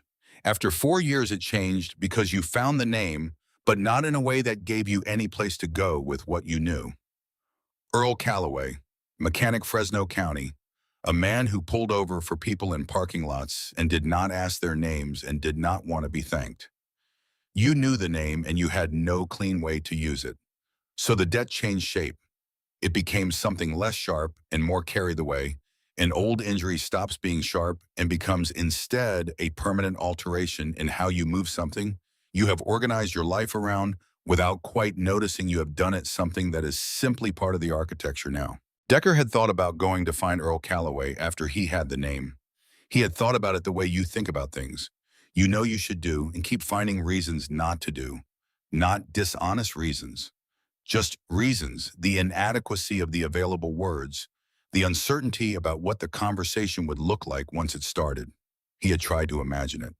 I am the man you carried into Kern Medical in December of 1987. I wanted to find you and thank you. And Earl Calloway would have said, the way that kind of man says things, it was nothing. And he would have meant it not as a deflection or a performance of modesty, but as a genuine report on how he had experienced the event, which was as the obvious thing to do when you see someone who needs help, as natural as handing something back to a person who has dropped it. Nothing you congratulate yourself for afterward. And Decker would have had no response to that, which carried the full weight of what he meant. Agreeing would have felt wrong. Disagreeing would have felt equally wrong. The conversation would have run out of road before it got anywhere. So he had filed it and kept moving, which was what he did with things he could not resolve yet. He had kept the name in the category of things that were waiting for a moment that was better than the available moments, a context that would allow the thing to be said and received properly. And then in 2015, Earl Calloway had died in his shop on a Tuesday morning with no warning, and the moment was gone, and Decker had understood when he heard it that some debts do not get paid the way you plan for them, and that this was one of those, and that he was going to have to find somewhere else to put what he owed. Which was, he had come to understand over the following years exactly what Earl Calloway himself would have said was the right thing to do with a debt like that. He had not known then that the somewhere else was going to be Ruth. He had not known that the road from a parking lot in Bakersfield in 1987 ran through a diner in Fresno in 2024, and through a farmhouse on Old Mill Road, and through a man named Pruitt who had taken 11 properties from 11 families and who had picked the wrong widow to take one from, because the chain of obligation that ran back to Earl Calloway ran forward to the chapter and through the chapter to the particular evening when a woman in a gray coat had sat at a diner counter without ordering anything, and two children had pressed their faces to the glass outside. He thought about this sometimes in the weeks that followed the events on Old Mill Road. Not obsessively, not as something that demanded to be thought about, just in the way certain things come up. When you are driving, or when you are sitting on the porch in the morning with coffee before the day has made its demands and the mind has a moment of quiet to go where it goes on its own. He thought about it in the particular way he thought about Danny Briggs. Danny had been 29 years old, and he had had the hands for engines and the temperament for patience and a laugh that arrived without warning and lasted longer than you expected, and that made whatever room he was in somewhat better. He had been writing for 4 years. He had been one of the good ones, the ones you thought about keeping around for a long time, the ones you thought of when you were thinking about the chapter 10 years from now. And then Highway 99 at 2 in the morning, and a drunk driver in a Tuesday night that became the worst Tuesday Decker had had in a long time. He had stood in Donna Briggs' kitchen the morning after the funeral, and he had made a promise to himself, standing there not out loud, not to anyone, just in the quiet of his own chest, that the name Pruitt was going to be something he dealt with. He did not know how yet. He knew the how was going to take time, more time than he wanted it to take, and he had given himself the time because the alternative was to do something quick and incomplete that felt satisfying for a moment and then was not enough. And he had learned over 30 years that quick and incomplete was not actually satisfying when you thought about it afterward, that the satisfaction you wanted was the kind that came from doing a thing completely and correctly and with results that held. So he had made calls. For 6 years, he had made calls and visited people and gathered the shape of what Pruitt had done across 2 counties, the 11 properties and the Sunday nights, in the county duty logs, in the sheriff's department presence, that turned a foreclosure service into something that felt the way that kind of thing is designed to feel inescapable official beyond appeal. He had learned the names of the 11 families. He had visited 2 of them before that night at the Iron Spur, not to tell them anything, because he did not have anything to tell them yet, just to understand what they had lost and to make sure he understood correctly what kind of thing he was dealing with. He had learned that Lena Greer in Orange Cove had been given 36 hours to vacate a house she had lived in for 41 years. He had learned that her husband's tools were still in the garage because she had not been allowed to take them, and that a man she did not know had subsequently bought the property through the bank's process and had thrown the tools away. And that Lena Greer knew this because the man who had bought the property had told her, apparently without understanding or caring, that the tools had belonged to a man who had used them for 40 years and that they had not been his to throw away. He had learned that Raymond Holt in Tulare County had been a third-generation farmer who had grown up on the land his grandfather had broken and had intended to die on it in the natural way at the end of a long time after working it, the way his grandfather had worked it and his father after him. He had been dispossessed of it at 74 years old through a mechanism he did not fully understand, even after it had happened, a second mortgage that had appeared on the property and that he had not signed and that the county had honored anyway. He had been gathering these stories for 6 years. He had gathered them carefully because he knew he was going to need them to be complete and accurate before he could do anything with them. And he had learned a long time ago that incomplete and inaccurate stories were worse than no story at all, because they gave the people you were trying to expose the room to dispute the parts that were wrong and to use that disputation to discredit the parts that were right. He had not told Voss everything he had at first. He had told her what she needed to begin her investigation from the elder financial abuse complaint that Donna Briggs had eventually filed, and he had let her build her own case alongside his, and he had added to what she had, and as the pieces fell into place. And when Pruitt's legal pad had come out of the Iron Spur Diner kitchen with the name Whitmore on it, he had told her the rest. She had looked at him in the hallway of the farmhouse in the early light of the morning after, and she had said, "You have been building this for 6 years." He had said, "Yes." She had said, "You could have come to me earlier." He had said, "Yes." She had said, "Why didn't you?" He had thought about how to answer that. He said, "Because I wanted it to be done correctly, and to be done correctly, it needed to be complete, and it was not complete until last night." She had looked at him for a moment. She had said the judge. He had said the judge was 4 months ago, and I did not have it in writing. She had said, "You should have told me." He had said, "What would you have done with a name and a probability?" She had thought about that. She had said, "All right." She had gone to make phone calls. He thought about this sometimes, whether there was something he could have done faster or differently that would have gotten these 11 families back to their properties sooner. He went around and around on it in the way you go around and around on the decisions that affected other people's lives, trying to find the version of events where the outcome was better and you arrived there in less time. He did not come to a satisfying conclusion on this because the honest answer was that the timeline had been the timeline and the evidence had arrived when it arrived, and that the alternative approaches would have had their own problems. He was not certain of this.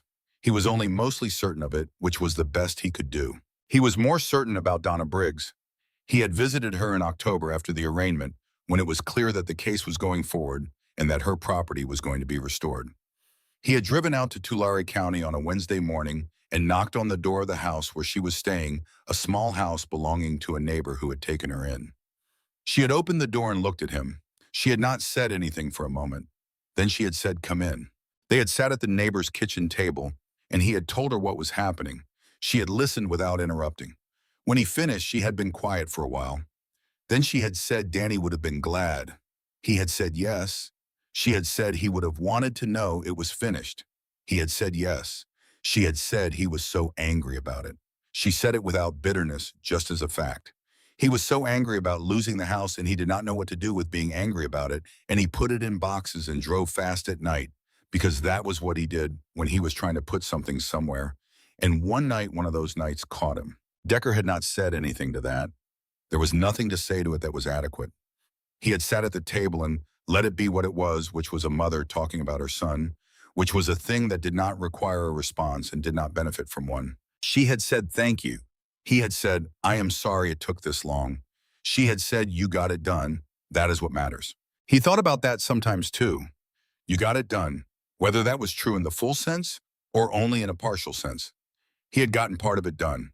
The properties were being restored. Pruitt was in custody. Harmon was indicted. Whitmore was gone from the bench and facing federal proceedings. Donna Briggs was getting her house back. Lena Greer was going home to her orange tree. Raymond Holt was going back to his alfalfa. Dolores Strang was buying back her husband's chairs. The part that was not done was Danny Briggs, who was buried outside Visalia and who was not going to be unburied. That part was not fixable. He understood this, and he did not try to fix it. He just carried it the way he carried it, in the specific place where he kept the things that were not fixable, the compartment that was heavier than the others, and that he had learned over 30 years to carry without letting it affect his balance. He thought about Danny sometimes when he was at Callaway Auto watching Ed Slater work with Tommy. There was something in the way Tommy handled tools, the particular quality of attention he brought to them, the way he listened to what a tool was doing, rather than just applying force and hoping that reminded him of something. He did not say this to anyone. He just noticed it and kept it. The shop was doing well. Slater and Wade Briggs had between them the combination of skills and temperament that a small repair shop requires to function, which is not simply technical ability, but the ability to talk to people who are worried about their vehicle in a way that makes them feel heard and correctly informed, and the ability to do the work correctly and to charge fairly for it, and to be there on time when you said you would be there. The shop had been picking up customers steadily through November, and into December, people in the surrounding area who had heard that Callaway Auto had reopened and who remembered it from the years when Earl had run it. Ruth came by the shop most Saturdays. She did not stay long, and she did not make a production of it. She came by to see how it was going and to bring something and to check that Tommy was behaving himself, which he was. Slater said once to Decker out of Tommy's hearing that the boy had a feel for this work that you could not teach, that it was either there when you started or it was not, and that this one had it. Decker had nodded. He had not said what he was thinking, which was that Earl Callaway had apparently passed something on that was not in any file box and that did not require being present in order to be transmitted. December arrived, and with it, the specific quality of light and cold and cleared air that December brings to the Central Valley when it is doing what it is supposed to do, which is to be cold and clear, and to remind the land what rest feels like before the cycle starts again. The days were short, the evenings came down fast and left the fields and the roads in a dark that was clean and complete, in the way that winter dark in the valley is clean and complete. Nothing complicated about it, just dark, just cold, just the stars overhead doing what they do. Decker drove out to Old Mill Road on a Sunday in early December. He had been driving out most Sundays through October and November. Ruth had pot roast on the stove again, Tommy's standing request having been granted weekly now, and she had apparently perfected the rolls in the intervening time because they were not burned and nobody had to say nothing about their color. Lily had declared the rolls acceptable and had eaten two, which was her rating system for food. She approved of one if it was fine and two if it was genuinely good. After dinner, he sat on the porch with Ruth while the children were inside, Lily drawing and Tommy reading a habit he had acquired recently that Ruth said had started because Slater had mentioned a book about engines, and Tommy had gone to the library and come back with it and had not put it down for 3 days. They sat on the porch swing together in the cold, and Decker had his coffee and Ruth had her tea, and the valley spread out dark and flat below them, with a few lights here and there marking farmhouses and the occasional sweep of headlights on Old Mill Road. Ruth said, "I have been thinking about something." He said, "All right." She said, "Earl used to say that a person is not the worst thing that has happened to them. He said most people he met were carrying something they had not chosen to carry, and that the carrying of it did not define them, even though it felt like it did from the inside." She held her cup in both hands the way she always held it when she was thinking through something carefully. "I have been thinking about that a lot this fall."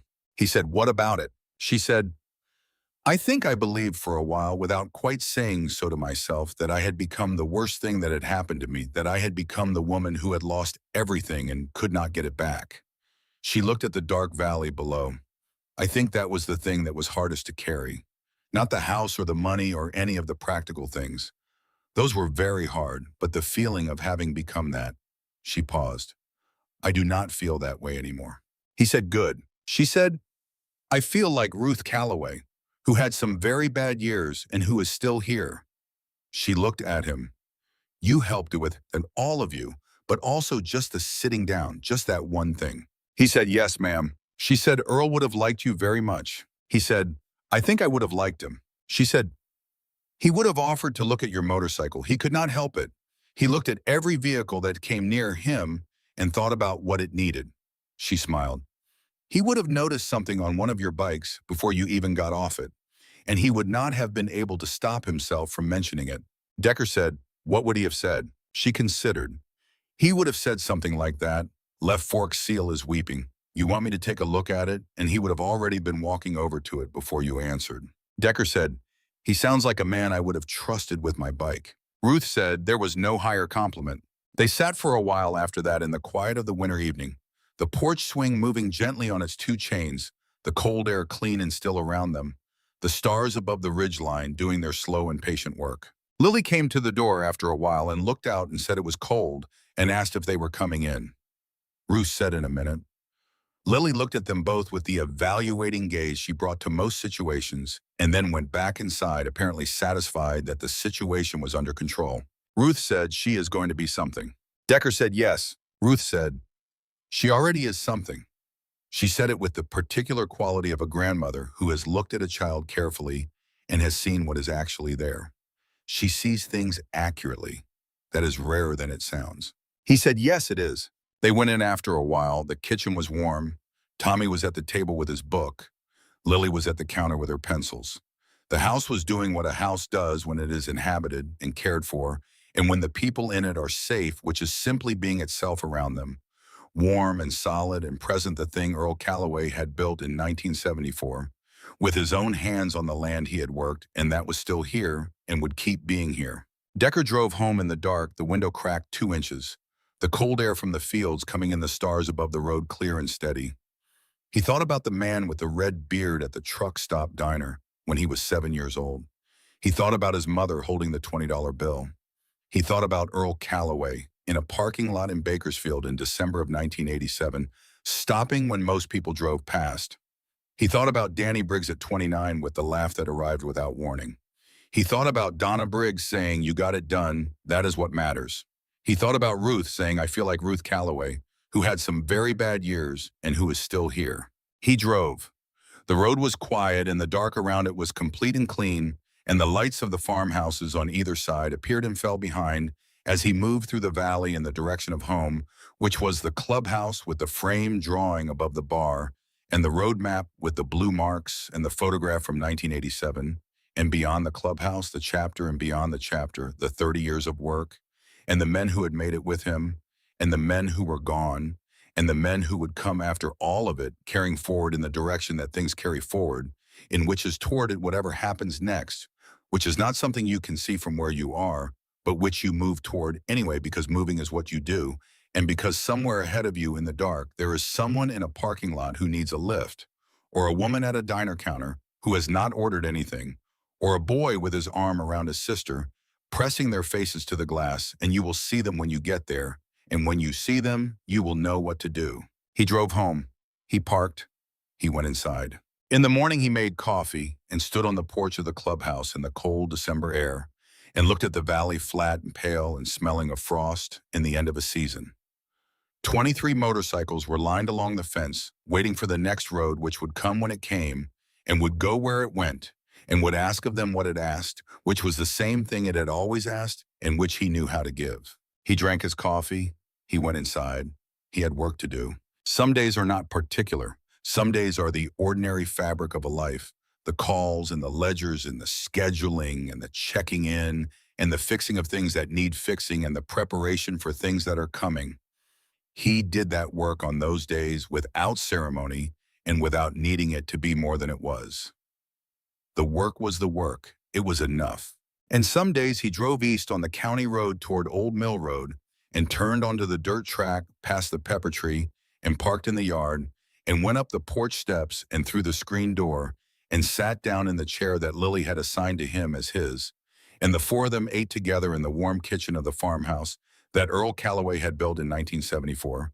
And the food was good, and the conversation was the ordinary conversation of people who know each other and are glad of each other's company, and nobody was in a hurry, and the porch swing moved outside on its two chains in whatever wind was blowing that evening, and the kitchen light was warm, and the deed was in the drawer, and the name Calloway was on the window of the shop down the road, and all of it was as it was supposed to be, which was enough, which was, in the end, what the 30 years had been for.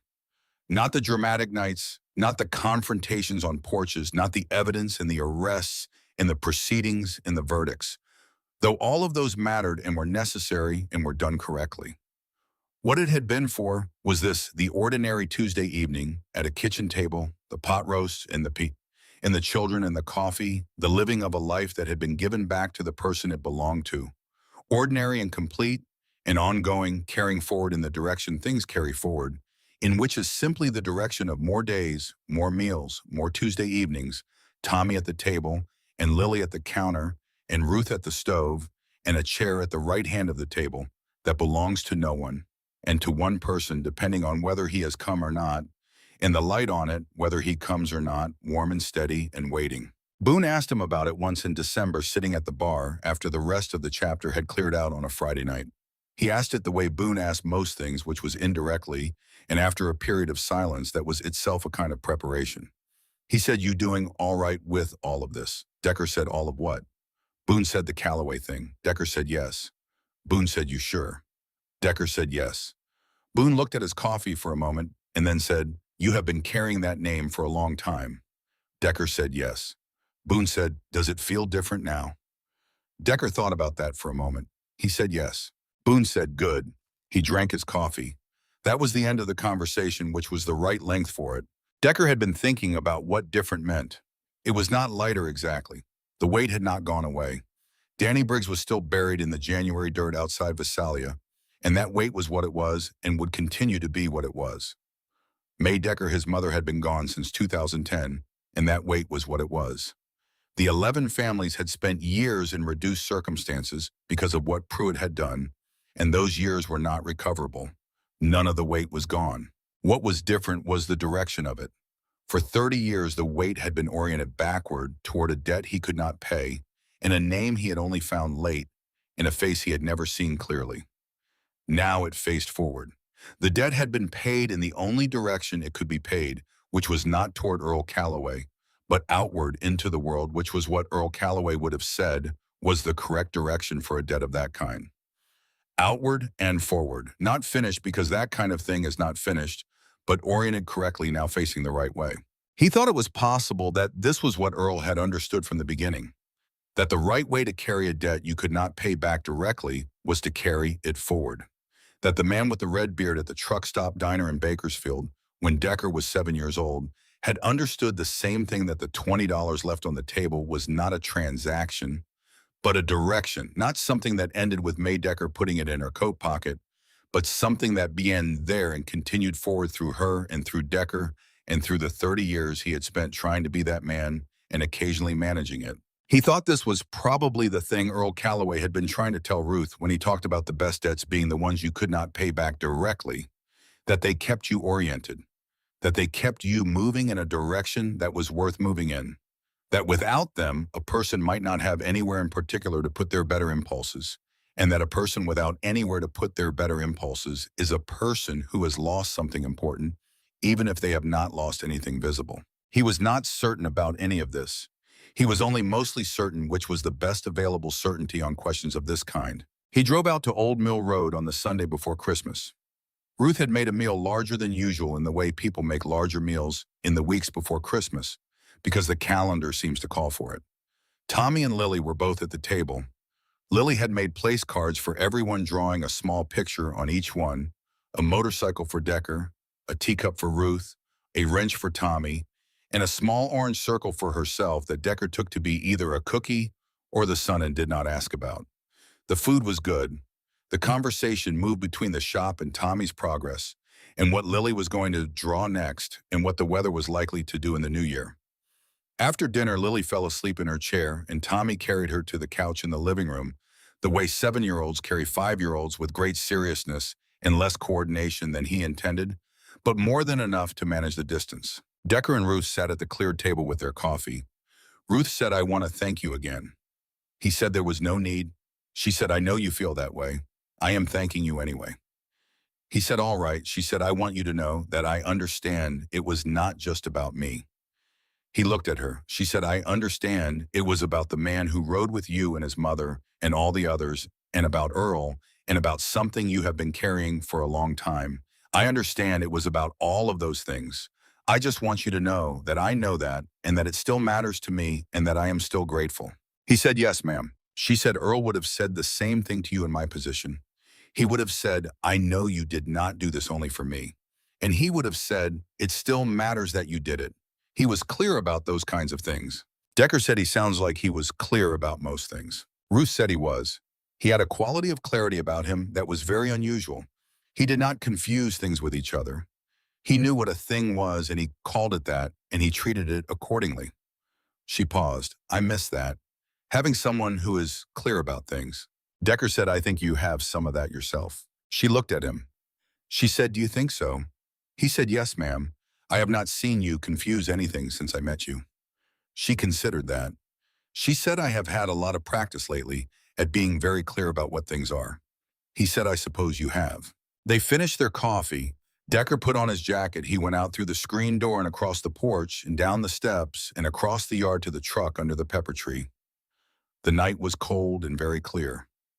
The stars above the farmhouse were exactly where Lily had put them in the drawing, each one in its right place, the same stars above the same valley they had always been above, patient and steady and entirely indifferent to the particular human arrangements occurring below them, which was exactly as it should be. He got in the truck. He started the engine. He looked at the farmhouse one more time. The porch light on the kitchen window warmed the swing moving on its 2 chains in the December air. He drove home. Behind him, the light stayed on, and the swing kept moving, and the house sat on its land the way it had sat for 50 years, solid and rooted and present, full of the ordinary sounds of a house where people are living, a child breathing in a living room, a woman putting cups in the cabinet, the tick of the walls in the cold, the occasional creak of a board that has been in place long enough to have opinions about the temperature. All of it quiet and complete, and carrying forward in the only direction things carry forward, in which is simply toward the next day, and the day after that, and whatever those days would ask of the people in the house, which they would meet the way they had met everything, which was straight on and without flinching, and with a particular grace of people who have been tested and have found themselves still standing on the other side of it. The road going west toward Fresno was flat and pale in the truck's headlights. The valley stretched out on either side, dark and cold, and carrying its own kind of patience. The patience of land that has been worked and rested and worked again for a long time, and that knows how to wait for the next season, because there has always been a next season, and there will continue to be one.